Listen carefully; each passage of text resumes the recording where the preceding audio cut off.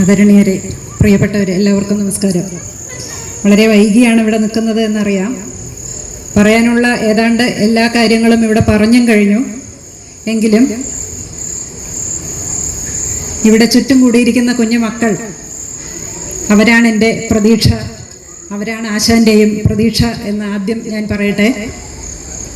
കാരണം 153-ാം പിറന്നാൾ, ഒരു വ്യക്തിയുടെ പിറന്നാൾ, 153-ാം പിറന്നാൾ ആഘോഷിക്കുന്ന ഈ ഒരു സന്ദർഭം എന്തുകൊണ്ടുണ്ടായി? 153 വർഷങ്ങൾക്ക് ശേഷവും ഒരു വ്യക്തി നമ്മുടെ മനസ്സിൽ സജീവമായി ജീവിച്ചിരിക്കുന്നുണ്ടെങ്കിൽ അതിനർത്ഥം അദ്ദേഹം നമ്മൾക്ക് ഇപ്പോഴും കാര്യങ്ങൾ പറഞ്ഞു തന്നുകൊണ്ടിരിക്കുന്നു, നമ്മൾക്കിടയിൽ ജീവിക്കുന്നു എന്നത് തന്നെയല്ലേ? മഹാത്മാഗാന്ധിയുടെ പിറന്നാൾ ആഘോഷിക്കുന്നു, മഹാന്മാരുടെ പിറന്നാളുകളെല്ലാം നമ്മൾ ആഘോഷിക്കുന്നു. അവർ നമ്മളോടൊപ്പം ജീവിച്ചിരിക്കുന്നു എന്നതുകൊണ്ട് മാത്രമാണ് നമ്മളത് ആഘോഷിച്ചുകൊണ്ടേയിരിക്കുന്നത്. അത്തരത്തിലൊരു സുദിനമാണ് ഇന്ന്. വളരെ യാദൃശ്ചികമായി എനിക്കിവിടെ സ്വാഗതം പറഞ്ഞപ്പോൾ തന്ന പുസ്തകം ദുരവസ്ഥയായിരുന്നു. ദുരവസ്ഥ 1700 വരികൾ കൊണ്ട് എഴുതി തീർത്ത ഏറ്റവും ദീർഘമായ ഒരു കവിതയാണ് കുമാരനാശാൻ്റേത്. 1700 വരികൾ, പക്ഷെ എഴുതിയത് വെറും 3 മാസം കൊണ്ടാണ് എന്നുള്ളത് ആശാനെ സംബന്ധിച്ച്, ആശാന്റെ കവിതകൾക്കുള്ള സമയക്രമം സംബന്ധിച്ച് നോക്കുമ്പോൾ വളരെ അതിശയകരമായ ഒരു കാര്യമായിരുന്നു. ഞാൻ ആശാന്റെ മറ്റു കൂടുതൽ കാര്യങ്ങളിലേക്കൊന്നും പോകുന്നില്ല, അതെല്ലാം ഇവിടെ പറഞ്ഞു കഴിഞ്ഞതുകൊണ്ടാണ് നേരിട്ട് കാര്യം മാത്രം ഞാൻ പറയുന്നത്. ഈ 1700 വരികൾ ഏതാണ്ട് 140 വർഷങ്ങൾക്ക് മുമ്പ് അദ്ദേഹം എഴുതിയപ്പോൾ മലബാർ ലഹളയിൽ ഒരു അന്തർജനം പുലയക്കുടിയിൽ വന്ന് താമസിച്ചതിൻ്റെ കഥയാണ് പറയുന്നത്. അന്നത് വലിയ വിപ്ലവമാണ്. പുലയക്കുടി എന്നത് പറയുക എന്നത് തന്നെ പരസ്യമായി പറയാൻ ധൈര്യം കാണിക്കുകയും, അന്തർജനം പുലയക്കുടിയിൽ വന്ന് താമസിച്ചു, കുറേ ദിവസങ്ങൾ അന്തിയുറങ്ങി എന്ന പ്രയോഗം തന്നെ അന്നത്തെ കാലത്ത് വൻ വിപ്ലവമായിരുന്നു. പക്ഷേ ചുറ്റും ഇവിടെ കളിച്ചുകൊണ്ടിരിക്കുന്ന കുട്ടികൾ എന്ന് ഞാൻ പ്രത്യേകം പറയാൻ കാരണം, ഇന്ന് ഞാൻ കുറച്ച് കാലം സ്കൂളുകളിൽ പഠിപ്പിച്ചിരുന്നു, പ്രൈവറ്റായിട്ട്.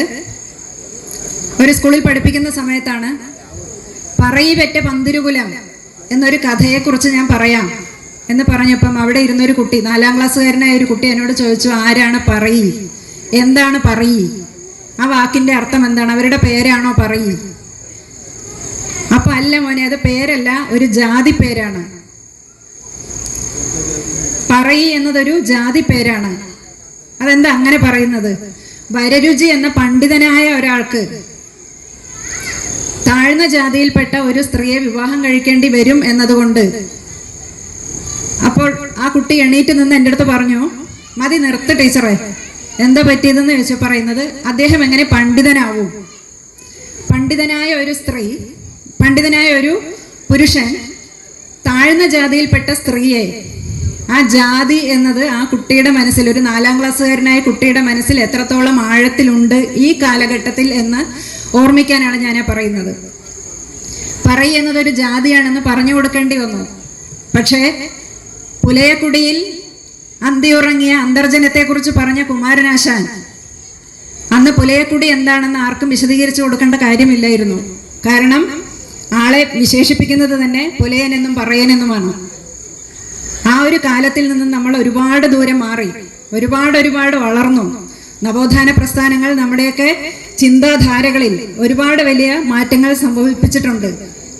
പക്ഷേ അത്രയൊക്കെ സംഭവിച്ചുകൊണ്ടിരിക്കുമ്പോഴും ഇന്ന് രാവിലത്തെ വാർത്ത നമുക്ക് മറക്കാൻ കഴിയില്ല, മാറ്റിവെക്കാൻ കഴിയില്ല. ഫേസ്ബുക്കിൽ ഇങ്ങനെ പേജുകൾ മറച്ചുകൊണ്ട് പോകുമ്പോൾ ആ പേജ് എത്തിയിട്ട് ഒന്ന് സ്റ്റക്കായി നിൽക്കാതെ പോയ വിരലുകൾ ഇവിടെ ഉണ്ടാവില്ല.